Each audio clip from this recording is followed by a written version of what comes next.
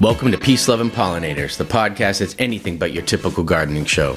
We're here to transform how you see your backyard, balcony, or local park by uncovering the powerful connections between you, your plants, and the planet. From pollinator-friendly gardening hacks to creating green spaces that fight climate change, we explore more than just what to plant. We dig into why it matters. You're listening to Peace, Love, and Pollinators. Welcome to Peace, Love, and Pollinators. My name is Trevor Smith, and I am very excited about today's guest, Dan Jaffe Wilder, and we're going to be discussing prescribed burns.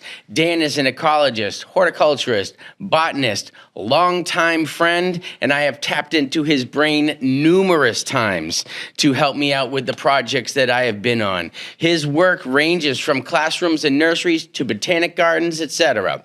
He specializes in native plant ecology, propagation, wildlife habitat construction, and native edible landscapes. Currently, Dan is the Director of Applied Ecology at the Norcross Wildlife Foundation, whose mission is to protect, enhance, and expand wildlife throughout conservation and education. If you want to check out what Dan has done, his book, Native Plants for New England Gardens, was released in 2018. Definitely worth a winter read. Welcome, Dan. Is so excited to see you right now. Oh, thank you, Trevor. This is a blast. I've been looking forward to this for the better part of 2 weeks now. It's always a pleasure to talk to you. No, this is going to be all good. And prescribed burns, as I was saying before we came on camera, prescribed burns is something that you don't hear too much about. So I am real excited to just tap into this information, talk about it, get people up to speed on what a prescribed burn is, how it differs from a wildfire, because most times when people hear prescribed burn, they think wildfire. So if you could just real quickly and simply just tell us the difference between the two, that would be a great way to start, I think. Yeah, even before that, let me also start by just saying that I have really dug heavily into prescribed burns the past couple of years, but I am not a decades-long expert. So I'm here to share information and kind of learn together with everybody. But you know, the major thing between prescribed fern and a wildfire is kind of purpose. Prescribed burns are planned. It's something we actually work towards. There's a whole process that goes into them. Wildfires are spontaneous. No one plans them. We react to them, but it's not something we can really predict or plan for. Well, that's absolutely true. And I, you know, when you think of fire in the landscape, it sounds scary. We think about California. We think about, you know, Australia and people running into the fires to save the koalas and all that. You know, fire in the landscape sounds scary.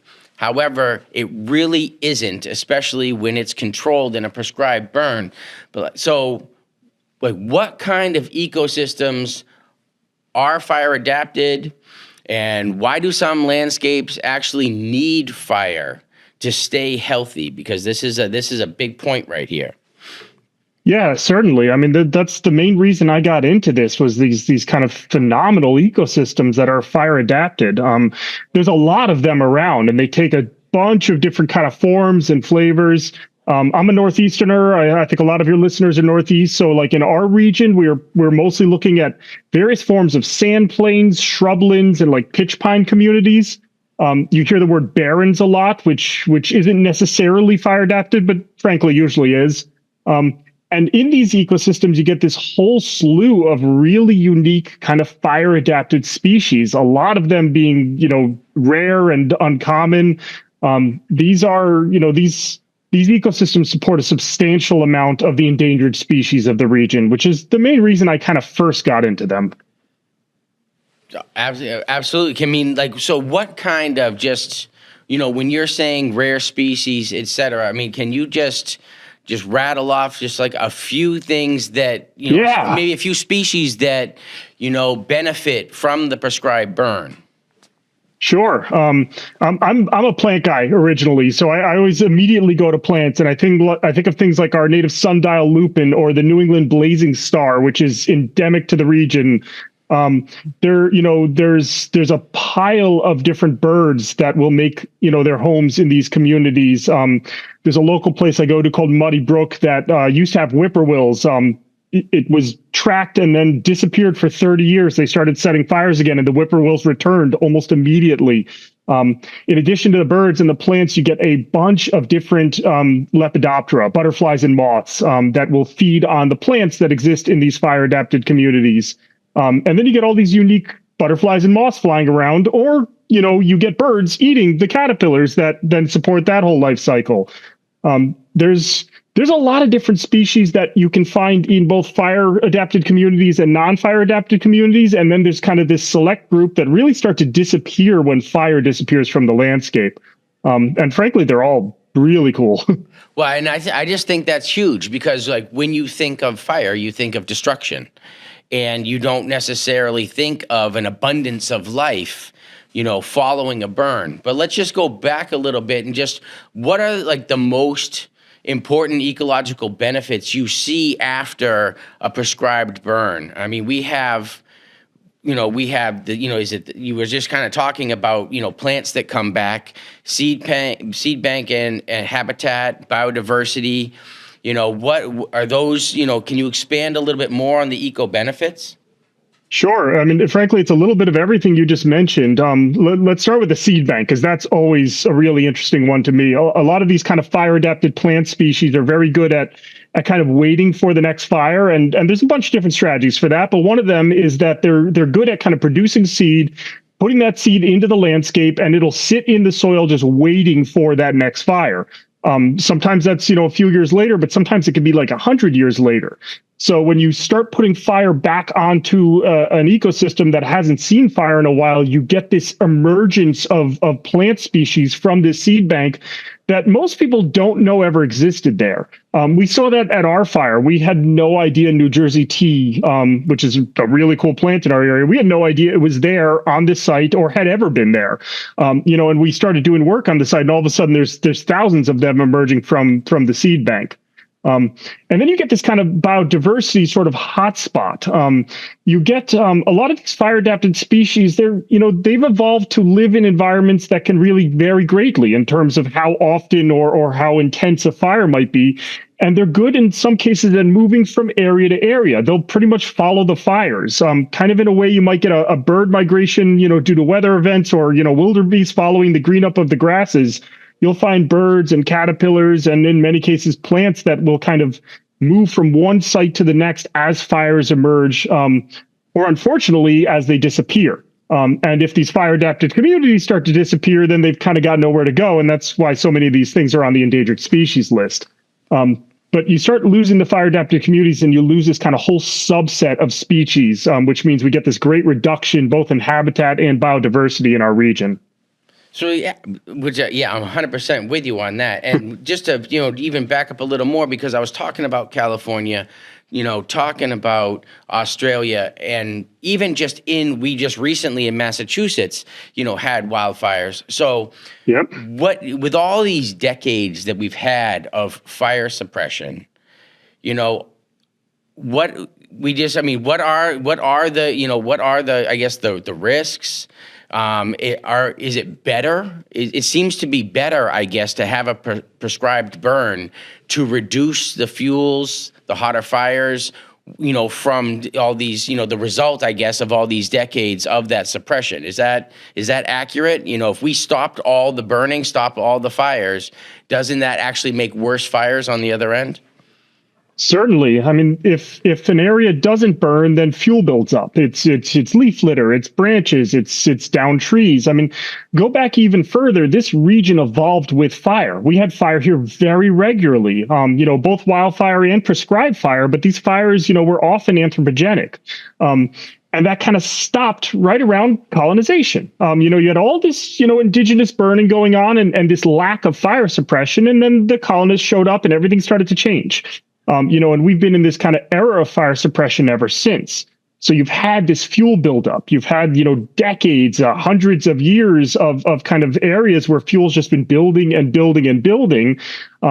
And what fires might have occurred there is often put out, immediately. So the fuel doesn't get a chance to burn up, and you get more and more fuel buildup.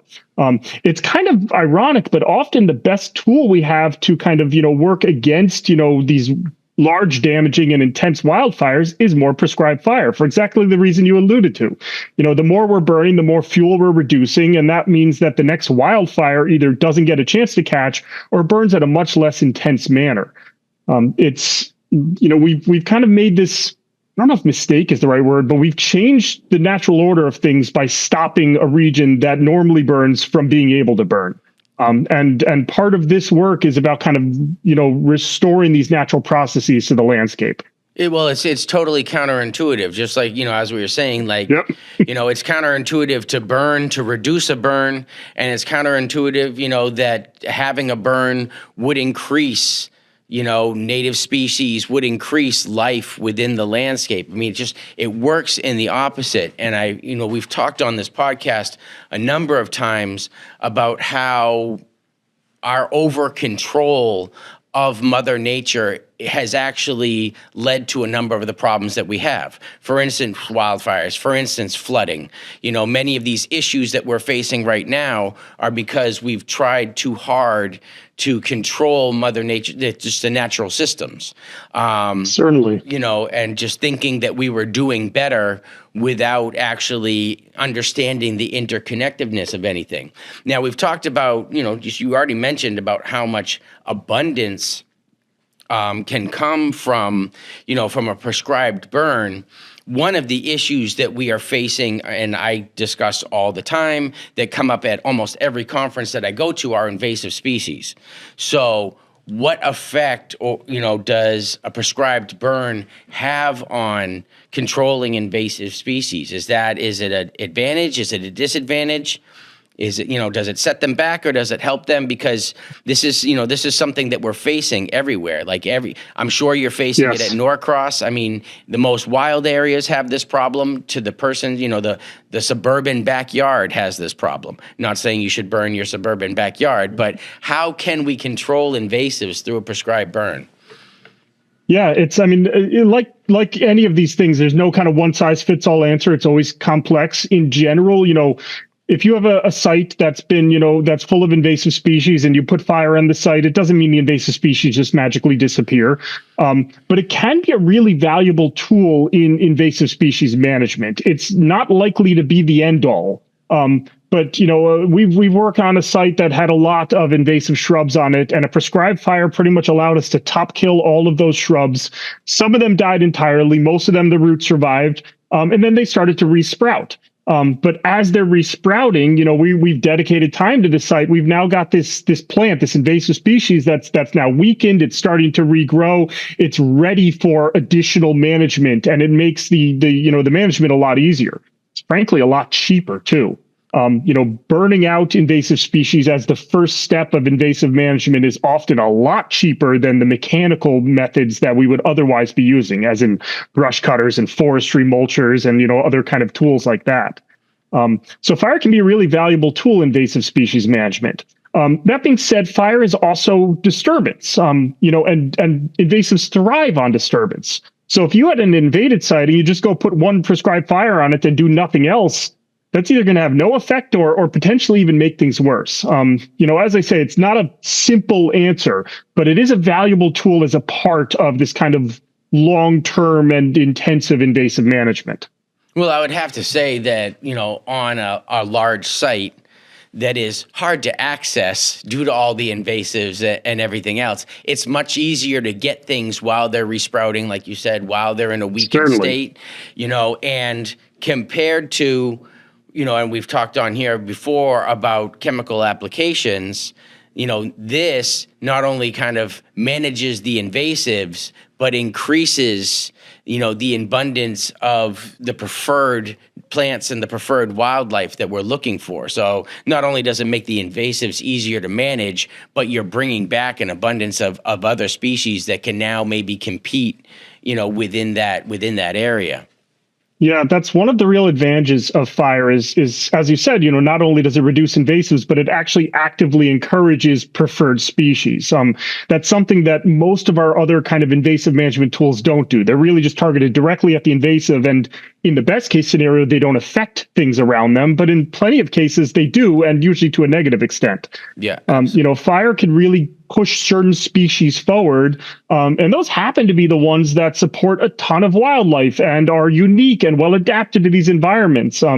It's why it's such an interesting tool, is that it really kind of has so many of the advantages towards specific, unique, and in many cases rare species. There's not a lot of things in ecology that really can kind of work in that manner. So what do you think is holding it back? Is it the fear of fire? Like, why, if with all these benefits, why aren't more prescribed burns happening? I mean, this is why I wanted to have you on, because, when you go looking for prescribed burns, it's not something I've found an abundance of information about, or it's always about certain projects, but nobody's talking about the overall benefit, which is, again, why you're here, because it's the overall benefit that, that I'm looking for. But why don't we have more? Why isn't this happening more in the areas that we're looking at? There's a lot that goes into, I think, a full answer to that. Fear is definitely a part of it. It's a misunderstood sort of technique, and fire is complex. Fire is not good. Fire is not bad. Fire is fire. Mm-hmm. If your house burns down, that's not a good thing. If my ecosystem burns and rare species emerge, that is a good thing. It's nuanced.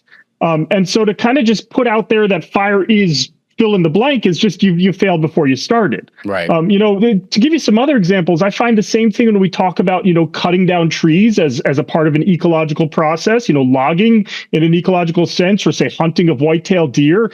These are complex concepts. There's no simple good or bad. So fear and misunderstanding is definitely a part of it.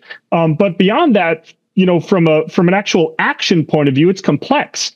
Fire can be destructive. So if you're going to put fire on the landscape, you want to ensure that not only does it achieve your ecological goals, but you want to make sure no one is getting hurt and no one's property is getting damaged. And that requires some really specialized skills that I don't have, which is why, folks like me and others in the region need to work with people who have these skills, or at least have a part of them and can kind of pick up training to kind of get the rest of them.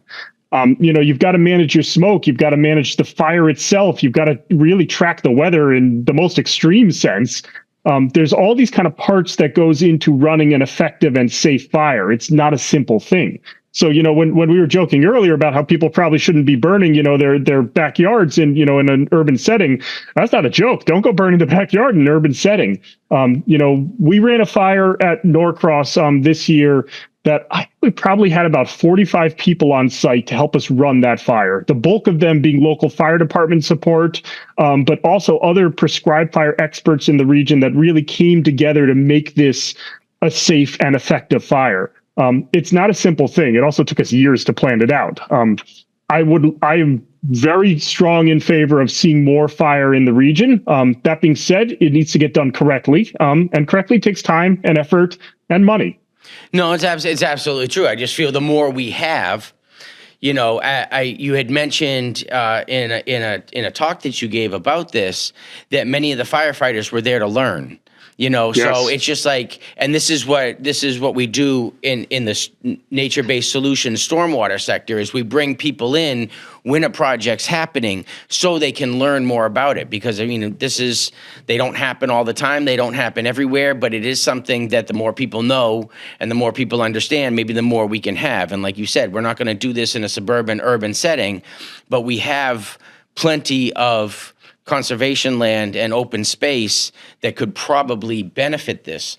So what does a successful burn look like? And why is the goal not to just burn everything uniformly and just burn it all down? Like, what makes a successful burn?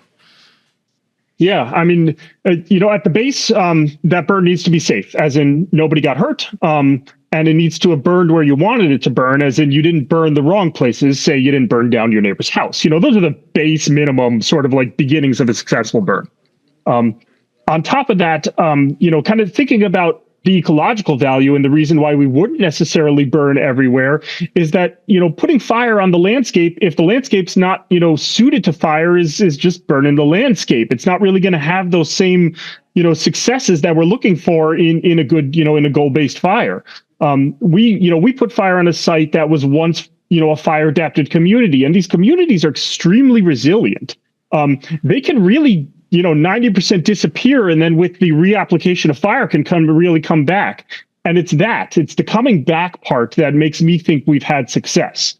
And this is something, it doesn't happen once. We've burned the site that I'm thinking about as I'm talking to you once, and we've seen some really good results, but the job's not done. Give it another, I don't know, 1,000 years of fire and it'd be perfect. But we're looking for these kind of signs of success. The seed bank starting to express itself is a really good kind of sign of success. Finding those species emerging that wouldn't have emerged outside of a fire-adapted community. Reduction of invasive species, not from the fire alone, but as a part of, being a story of success on this site. The return of fire-adapted wildlife. The plants come back first. The seed is there just waiting. The birds aren't just hanging out in the wrong community waiting for fire to come back. They need to return. So when we start seeing the wildlife returning, we know we've gotten past that initial success, and we're starting to get into a broader definition of success. We look for a lot of these kind of small ecological sort of signs, and with prescribed fire, you need to be really adaptive. I like to tell people we planned up until our first fire, and then we kind of started planning the next fire based on the first fire. We can't really plan that far ahead because we need to see what starts to emerge in the ecosystem. I talked earlier how they get sand plains, shrublands, pitch pine communities, these different types of prescribed fire communities. My burn site that we're calling Chapin Barrens, I don't know what community it's supposed to be. I've got signs of all of those communities starting to emerge on site. And so we're kind of waiting for the landscape to tell us what it wants to do to determine how we kind of then move forward. We can steer that. You put more fire on the landscape, you might see one type of community versus less fire, you'll see a different one. But we're not going to, force a round peg into a square hole. We're looking for the landscape to tell us, yeah, I really want to push fire adapted shrubs. I'm going towards shrubland, or hey, there's not a lot of shrubs in this. We're going to sand plain. It's going to be little blue stem dominated, or what? It's success kind of needs to be. You need to kind of look for it on the landscape to an extent, in terms of what that landscape is trying to express. It's not simple, which is, I think, part of the reason why there's so much misunderstanding around fire. It's really complex. Yeah, no, it totally is. So you said that you're already looking to the next fire. How long does one wait? Because now that these species are emerging, well, now you have to see what comes back, and you have to actually let that come back to see the wildlife come back. So we're talking seasons. We're not talking you burn every 2-3 years, right? We're talking, another decade before you burn again, another 5 years? What does that look like? Or is it dependent on the personality of the landscape that emerges? You were saying, is it little blue stem? That could be a more frequent burn. Is it shrubs? Well, then you're going to have to wait for them to kind of do their thing. Exactly. I mean, it's so, the more fire you put on the landscape, the less prevalent woody species will be, and therefore the more prevalent you'll get things like little blue stem and sundial lupin and New England blazing star and these kind of herbaceous plants.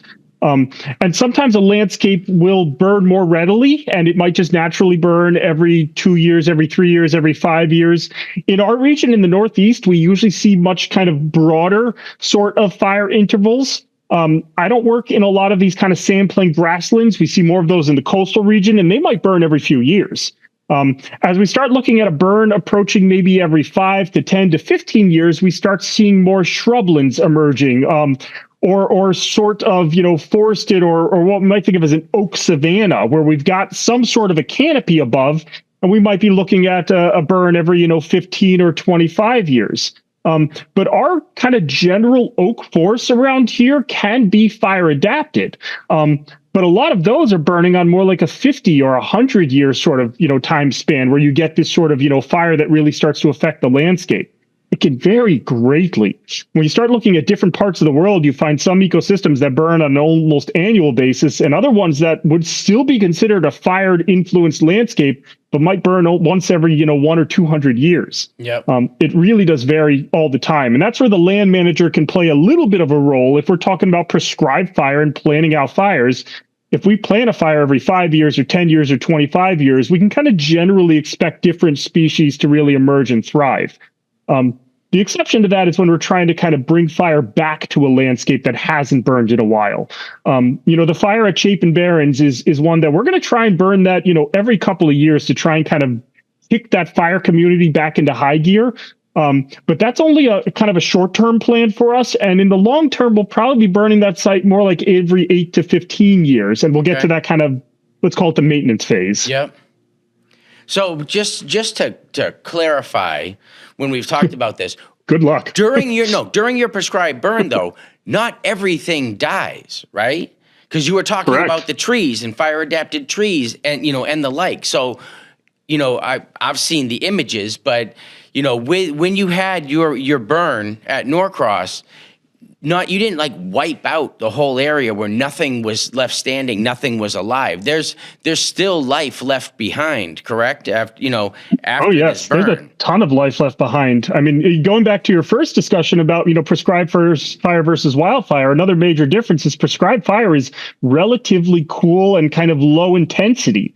Wildfires can range greatly, but with all that fuel buildup can sometimes be very intense, and that's when you get what you're worried about, that kind of full scale destruction. Everything's dead. A good prescribed fire leaves a huge amount of things intact, including, birds and mammals and animals that frankly are just good at hiding from fire. You don't have to go down deep into the soil or under a log to be protected from a generally low intensity prescribed fire. But we saw, I don't think we saw any death of trees associated with our fire. We were working with oaks and pitch pines, and they are adapted to fire. They can kind of burn up without really burning up. And then a lot of our shrubby material was low bush blueberry, huckleberry, New Jersey tea. And these are species where you can get what's called top kill, where the whole top of the plant gets burnt up, but the roots are perfectly intact, are healthy, and are ready to kind of respond and shoot up growth right after that. And this is one of the advantages to prescribed fire, is that, the plants that are not well adapted and the plants that are adapted, they might all kind of top kill, but then what comes back is those fire adapted species. And all of a sudden they've got all this space to breathe and space to grow, available nutrients, and you get this just kind of robust regrowth. I was amazed at how quickly things started to green up after our fire. As in that site was greening up before every other site in the region, because these plants are just really well adapted to this particular disturbance.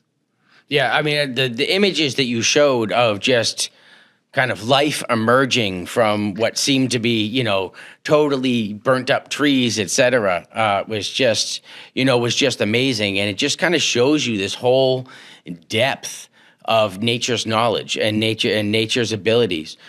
So we've talked a lot about really, the habitat value. Can you just, just to kind of go into this some more, can you just talk about like the considerations, like what goes in to a prescribed burn? You've touched on some of it. You have to worry about smoke. You have to worry about weather. You had 45 people there. Can you just kind of walk us through before you ever set the fire to Norcross? Can you just let us know, like, what were all the things, or many of the things, from the smoke to the neighbors, et cetera? What did you have? What has to be considered? Because you said it took years. Yes, certainly. And knowing also that every site's going to be at least a little bit different, and in some cases very different. It all kind of comes down to and comes together in what we call a burn plan, which is pretty much a document you need to write that describes what you want to do, how you're going to do it, how you're going to alleviate all the potential issues such as smoke and burning down your neighbor's house, and what, kind of success looks like. Our kind of goals for this fire, in order of preference, was human safety, structural safety, and then habitat. I'm a habitat guy. I'm so excited for habitat, but not hurting people and not damaging, our neighbors' properties came before our habitat goals. That's the way it has to be. Yeah. So, that's kind of the base level of kind of understanding. You're required, at least in Massachusetts, to get an air quality permit, which is pretty much a smoke permit. And I mentioned how we, kind of watch weather, and that's such a simplification. We watch weather in so many different ways, a lot of it having to do with smoke. What you want is the right sort of weather where your smoke is not going to be kind of sitting down low, but is going to very readily move up and go out into the atmosphere, so that you're not, kind of smoking out, first off, the people running the fire, but then the neighbors nearby. You really want kind of a situation where the smoke is very minimal. We ended up working with two different local fire departments, as well as some folks that work for DCR and some folks who work for the local land trust and a variety of other kind of, land managers in the area. And what these folks all brought to us was kind of pretty much safety expertise, the ability to kind of put a fire onto the landscape where we can say it's going to burn here, but not there. And you do this with what we call fire lines, which are pretty much ways for the fire to stop. The most intense line would be something scraped down to mineral soil, so there's literally no fuel there for it to burn. And they vary from, these kind of scrape lines to what we call black lines, as in areas that we burnt out ahead of the larger fire, so there's no fuel left. To in some cases like a simple mode line in areas that are kind of lower concern. We did that through some kind of wetter areas where we really didn't think fire was getting there, but let's put in those extra efforts. Yep. And anytime you're worried about someone's house or something like that, you often have multiple layers of these lines. Beyond that, you kind of what else do I lost it. I had something else for you. Oh, yes. The training aspect, which we alluded to earlier, was this kind of huge part of it. Our local fire departments have a ton of expertise with structural fire and a little bit of expertise with wildfire. We kind of live in the middle of boonies, so they've all got at least some experience. They didn't have any experience or much experience with prescribed fire. So they came not only to help us kind of run this fire safely, but also to learn how to run fire safely. And as I talked to them kind of, after the fact, they were talking about what they learned on our prescribed fire as tools to manage wildfires. As in, if you've got a fire burning in front of you, one of your options is to go up to it and try and put it out directly. Yeah. The other one is to get in front of it and build one of these fire lines and let the fire kind of reach that fire line and then just go out on its own. And that's a useful tool and gives you kind of options in different landscapes where you might be dealing with elevation or higher wind or changing wind or all these different kind of factors that can affect fire behavior. We were watching weather up to the fire, and then the day of, we would do an hourly weather report that was talking about your wind direction, your wind speed, your relative humidity. All of these things go into telling the folks on the fire how we should expect that fire to then act. Yep. The more information you have, the more safely you can do this, and it all kind of. It's a well-oiled machine once it comes up and running. You've kind of got this chain of command where everyone knows what they're doing, where they need to be. Everyone's got their role to play. And when it comes down to it, if there's ever a concern of safety, the safety officer on the seat ends up getting kind of the power over everybody to say, hey, things are dangerous. Things need to change. Yep. Shut it down. Yep. So I can understand intuitively how and you just explained it, how you can control the fire itself. But like you said, you had to get a permit for air quality. And when we hear about wildfires, like let's just say California that burns every single year, it's always the air quality. And, in Southern California, if there's a fire, people are experiencing it in, Northern California, and we're seeing different sunsets all the way on the other side of the country. So you can't really control smoke, can you? I mean, what do you do to... Is it just monitoring the humidity and the wind speed? How does one even just begin to think about smoke? Yeah, I mean, you can control smoke in as much as you can plan your fire. So we can plan to have the fire with certain types of weather, as in we've got minimal cloud effects and the right sort of wind so that we know smoke's going to move up. That's not doable when we talk about wildfires. Wildfires aren't, watching the weather and coming on the right day. Additionally, they're dealing in many cases with sites that haven't burned in so long that there's just so much fuel that even if the weather was right, there's just so much smoke being created. We were looking obviously for our air quality permit. I forgot to mention also the burn permit that you need to kind of run one of these fires. And those are given out by the local fire departments. And those are pretty much, when you're looking at your fire report for the day, you're looking for low, in some cases, moderate kind of fire weather, knowing, okay, I can manage this fire effectively and I know my smoke is going to do what I want it to. When you start seeing high fire warnings, no one is running fires purposefully in high fire warnings if they're doing it right. Right. That's something where we can plan ahead. When we eventually kind of planned out our burn, we had our target date in mind. And that target date was a specific date that we were going to say, okay, we're going to check that date a week in advance and let you know if it's a go ahead or not. Then we're going to check it 4 days in advance, then 3 days in advance, then the day of, then the morning of. This constant check and recheck to make sure that the conditions are right. We planned and called off our fire numerous times before we found exactly the right conditions that we were ready for to then move forward with this kind of larger burn. In some cases, we could do some stuff like black lining or burning out safety zones, which are much smaller and much easier to manage. Right. But when it came to our main fire, we needed exactly the right conditions. And when we didn't see them, we said, it's not happening today. Let's try again next week. And that's kind of the nature of this. You need to kind of be ready to pivot.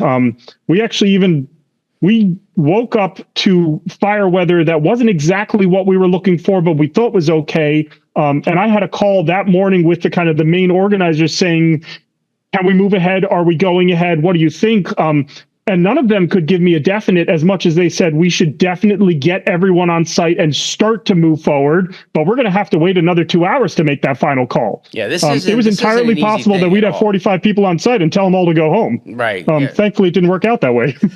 Thankfully it didn't, but yeah, I mean, and maybe this is why more people aren't getting into prescribed burns, because, I mean, it does sound complicated. However, it seems to me like, that it's definitely worth it. At the same time, I feel like I've been somewhat lied to by Smokey the Bear my entire life, because, yeah, I feel like he only kind of had it right. Smokey the Bear simplified a very complex situation. Totally. And kind of to your, the point you just made, what's great about the fire is it gets easier every time you do it. And it's not just like you get better at it. I mean, the site gets more easy to burn after repeated fires. That first fire on a site that hasn't burned in a while is a complex thing. It's a beast. Takes a ton of work. The second fire is 1,000 times easier. And every fire afterward gets easier and easier. It's the same thing with dealing with invasive species. Once you get that first heavy kind of hit done, then you get into that maintenance phase, things get easier. Yeah. And that's part of, the kind of the beauty of prescribed fire is the more you do it, at least on that specific site, the easier it gets. I can see that, for, like you said, for a number of reasons. Once, the main fuel is out of the way, yep. It's definitely easier. And then once people get into the routine, which is why we talked about training so much in the beginning.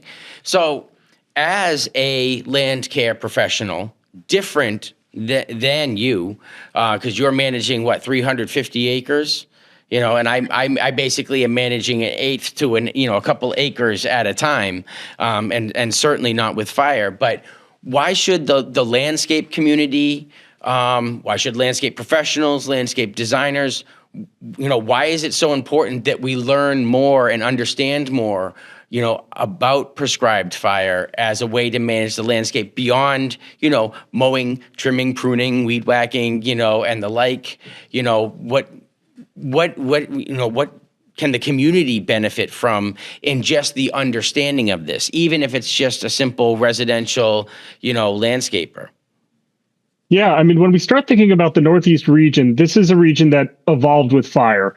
And these, unique communities are globally rare communities, and they are unique to our area. These are some of the most interesting and special ecosystems I have ever walked around in.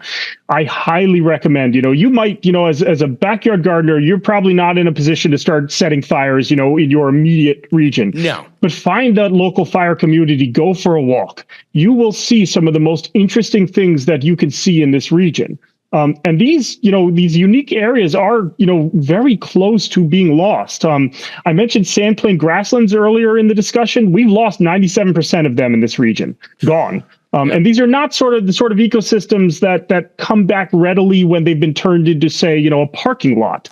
If it's an abandoned, farm field, we can put that back actually much more readily than I ever thought. But these are generally flat, sandy, very developable landscapes, and most of them have been developed. So we've kind of lost them. That being said, the ones that remain, and the ones that remain but in this kind of dormant phase that can come back, are full of some of the most amazing things I've ever seen in nature. Go check them out. Go walk around in these areas. Talk to locals about, kind of fire adapted communities. Talk to your local fire department. I was amazed at how readily the local fire departments got incredibly excited for this ecological side of a landscape. I mean, these are folks that their duty day in and day out is putting out fire, and yet they became the biggest allies of setting fire to the landscape. Yep. Because it's this kind of, it not only makes them better at their day jobs, but these are really, really cool sites.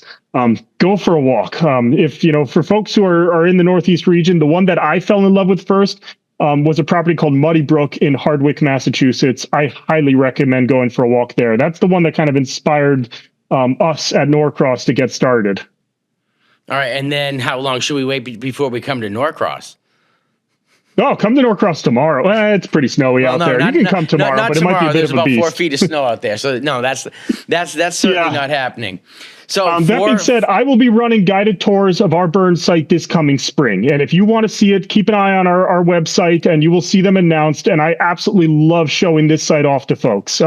Come take a walk. Let's go explore the ecosystem together. Yeah, absolutely. So with homeowners, designers, people who are now inspired by this whole idea and want to support fire ecology, because I mean, I know I am. Now you got me thinking, I don't think I've ever seen a whippoorwill.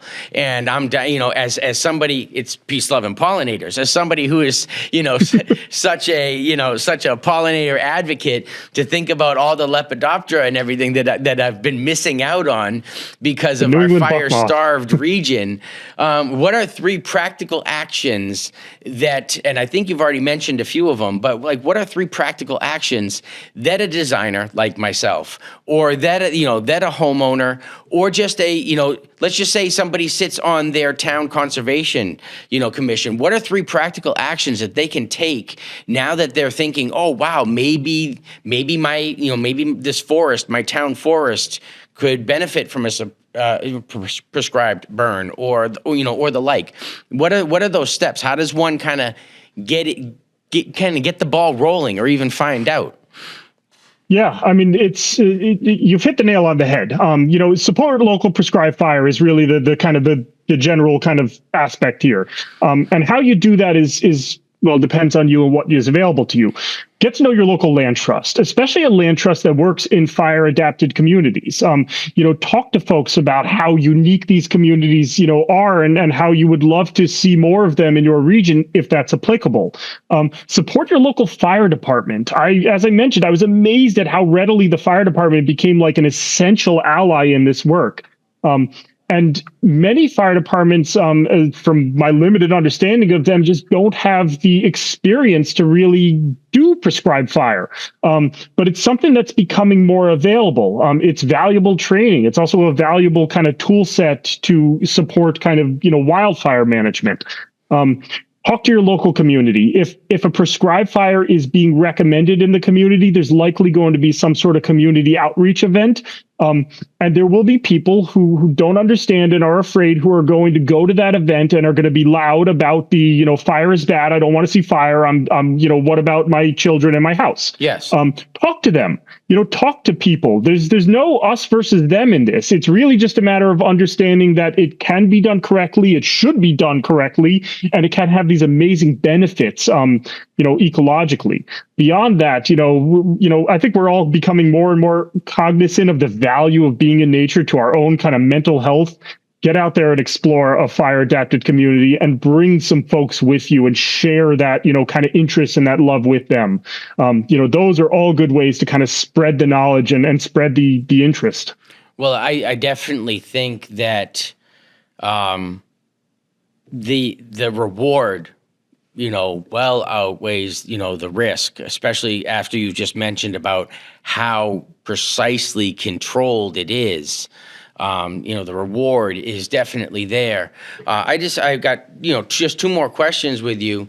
If you could, leave our listeners with one why that changes how we see fire in the land, what would that be? Is it invasive control? Is it species? What is like your one why how we should kind of see fire differently as a benefit?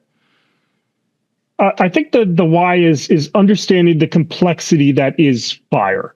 Kind of starting to look at fire as not good, not bad, not beneficial, not harmful. It's none of those things in any sort of monolithic statement. Fire is a unique driver of lots of different things, including in our region, these very unique ecosystems. Totally neutral, like water.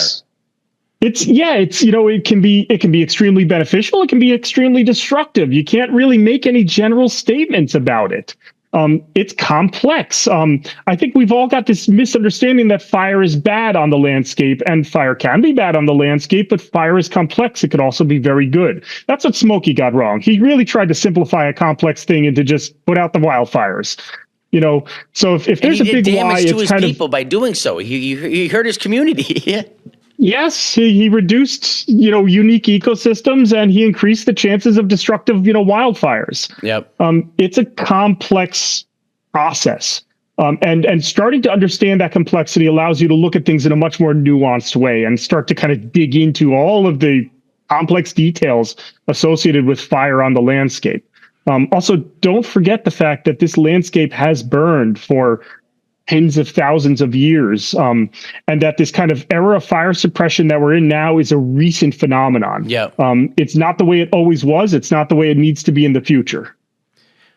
All right, man. All good. Well, I mean, I totally knew the benefits before, but, since listening to your talk and now after this conversation, I am definitely going to be, one of those advocates, and when I do consultations, with some of these communities on their, on their conservation land and their sites, this might be a discussion that we bring up. Dan, just finally, how do people find you? How do people, if they want to take a tour or whichever, how do people contact you, and like you already suggested where people could go, but, just let the listeners know how they can find out more about you and what you do and how you are a budding burn boss.